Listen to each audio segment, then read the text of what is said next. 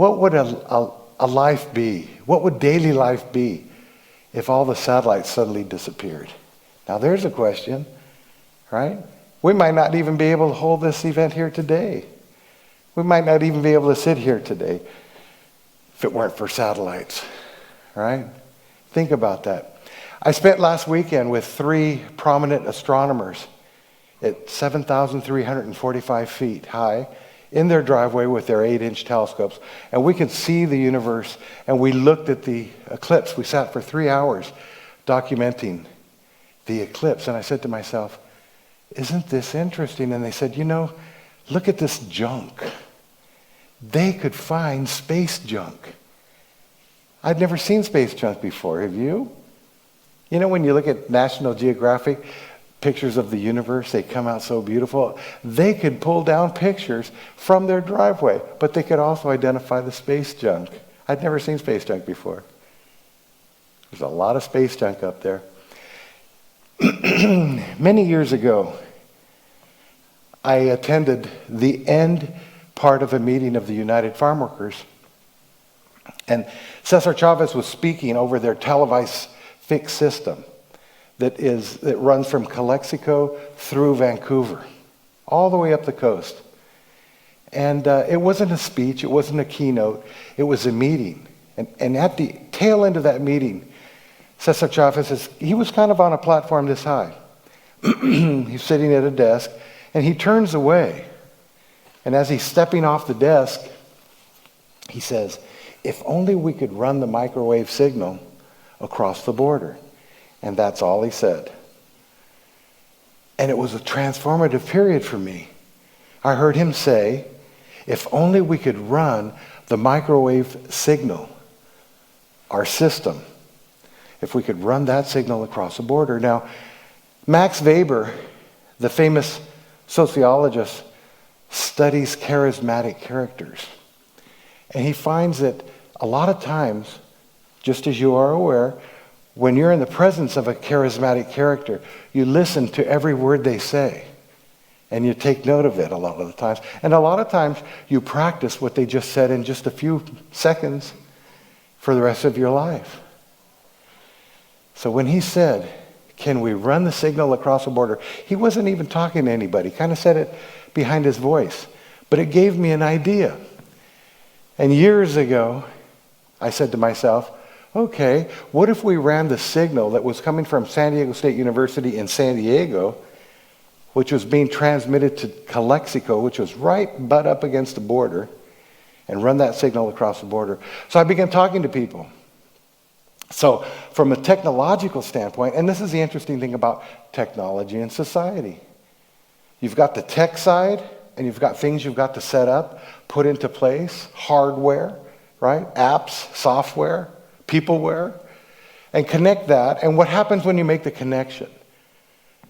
So after borrowing a few of the proposals that Cesar Chavez had used to create the televised fixed system, I went to Washington, and I believe he helped me. I never heard directly, but I got millions and millions of dollars to set up this kind of system here. At the same time, the internet was becoming popularized.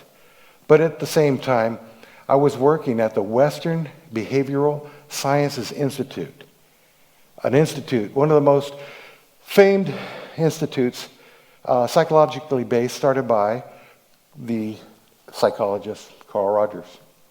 And we were developing for Digital Equipment Corporation, we were developing an encapsulated system where we could communicate.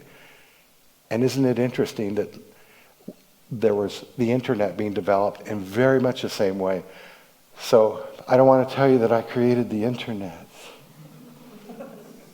But I was part of creating DECnet, and it acted very much like the internet. So we're developing DECnet. It's basically by invitation only. And we're developing the microwave system. And then we began noticing pedagogical things, like if we were to run the signal across the border, and we did, and if we were to offer virtual courses to Instituto Tecnológico de Mexicali or CETIS, what impact does that have on pedagogy? Well, stop and think about this for a minute. So we said, let's take an experiment. We're going to experiment with Calculus 1. And back in the day, we used to use Strakowski's book. What if we hired professors that were bilingual and bicultural? Okay? So we found a professor, Mexican national, got his PhD in math from Arizona State University, and we asked him to teach the class. He takes Strakowski's book, he takes chapter 1, and he teaches it in English. Take a break, comes back, teaches chapter 1 in Spanish. There was a cognitive shift in the students, and they learned math in a different way. They actually started to like it because they were learning it. Imagine that. Similarly, as we were teaching these courses, we would videotape them. And you, as you already know, when you take a class, a lot of times a math professor will teach for half an hour or maybe even an hour and then suddenly say, "Oh no, I said it all wrong. Forget everything I just said." And then bzz, bell rings, or it's at the top of the hour and you run out of the classroom, right? It's difficult to unlearn something even if it was taught to you in the wrong way. And so we began to videotape all of these, you could say hundreds of sessions teaching calculus, and we noticed a pattern.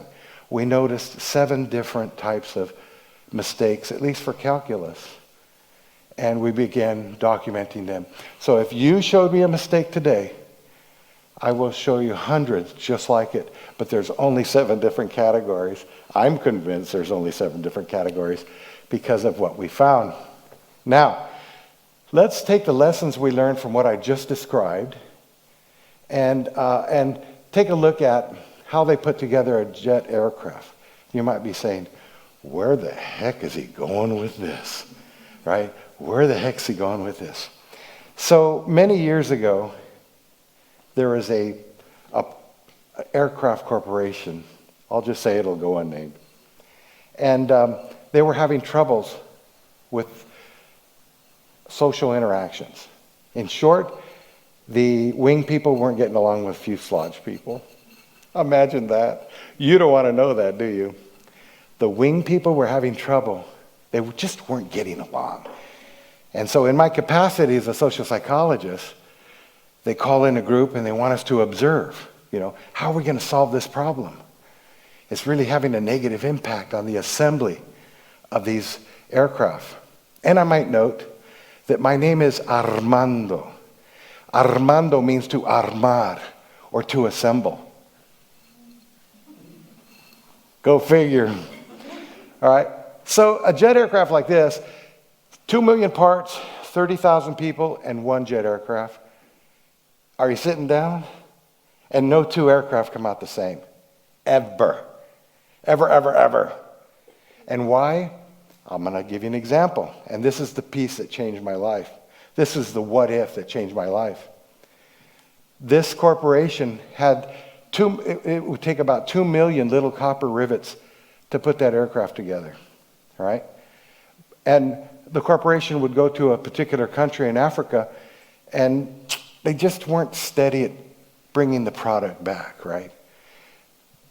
Things just kept going wrong. The corporation couldn't deal with that, so they went to a Central American company, and they made a deal for aluminum rivets. The aluminum rivets were a little larger, a little lighter, a little more costly, and so on. Think about what I just said. What if, in the midst of building aircraft like this, you had to move from little copper rivets to larger aluminum rivets, right? What if? It would affect everything. It would affect the entire enterprise, right? Starting with weight, cost, contract, aerodynamics, right? And that's when I was introduced to the notion, to the idea, to the computer models that we call today active knowledge models. Active knowledge models. They allow us to create what-if scenarios like I just described. Now what? What's that got to do with building out brand new universities, right? So I said to myself, look, if this is the way we can create what-if models surrounding building, assembling jet aircraft, why couldn't we transfer that to the build out of brand new universities. So when I got here and helped escort the U.S. Army out the front gate, we started working on a model for CSU Monterey Bay. I took that picture at about 10,000 feet, and this is just a portion of the landmass here, right? The landmass here at former Fort Ord was 55 square miles. That's big. They call it, that's a big piece of dirt, right? And people used to call me a social psychologist of dirt. Oh, okay, that's okay. But we had 2,000 buildings. We had a full-fledged prison that could hold 1,000 men, 6-story hospital, dental clinic, 44 churches, a firehouse, a Burger King. We had a lot of stuff on this site, right? So what I did was I created a model and simply stated you could roll over any one of these buildings and the model would allow you to click on it and tell you what's in that building. The one I was really interested in was hiring faculty, right? So we could click over one of these and it would bring up their curriculum vitae, right, their resumes, and so on. And that part was, from a computing standpoint, it was a lot of work, but it wasn't that ingenious and it wasn't that difficult to set up. But here's what it was. We wrote a very powerful vision statement. And in that vision statement, we had core values. And in those core values, we looked to other people and their resumes, and that's how we made our choices. Think about what I just said. To stock those buildings, say the HR building, with the resumes, that was a lot of work, but it wasn't hard to do. The real trick was, how do you take the values that you write into your vision statement and begin looking at the people who are applying to your campus, okay? Right. To hire the first 14 people, we had to go through 8,000 resumes. How do you do that, right? And if you heard what I just said, I said, we put on night vision goggles, right? And we look in a room about this big, stacks about this high all the way around. And pretty soon you can see those values coming out, right? It was not difficult to do. So how do you take what you learned from building aircraft and building universities and apply it to the study of dementia? Oh boy, where's he going with this now? Right? So that's exactly what we did. We said to ourselves, look, when people start to experience dementia, they are assessed by psychiatrists in a certain fashion, right? And mostly you're asked things like, who's the president of the United States? What day is it? Can you count backwards from 20? You know, and most of the psychiatrists use the same questions. I've been through about 60 of these things, right? They ask about the same kinds of questions. Now, let's say that we've got a face like this that is pixelated, right? It's kind of like facial recognition. When you're walking through Walmart or walking out of a ball game or something, there's facial recognition machines everywhere. But all they do is pixelate the face. And they can identify you just like a thumbprint, right? But what we do is we activate the pixels. Now stop and think about what I'm about to tell you. So on the one hand, you can have pixelation that is simply an image, right? It's just an image, like a piece of art. But on the other hand, through active knowledge models, you can pixelate every single pixel. Every single pixel. And in every single pixel, if you treat it as a vessel of knowledge, it can contain about as much information that you can put on a piece of paper the size of a football field. Did you hear what I just said?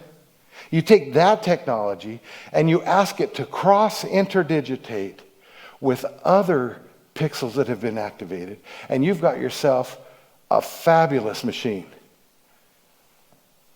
Earth shaking. Do you feel the earth shaking?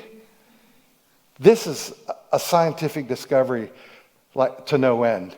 So what we can do is take each pixel on the face of a person with dementia and cross-interdigitate it, and we can get much better assessments.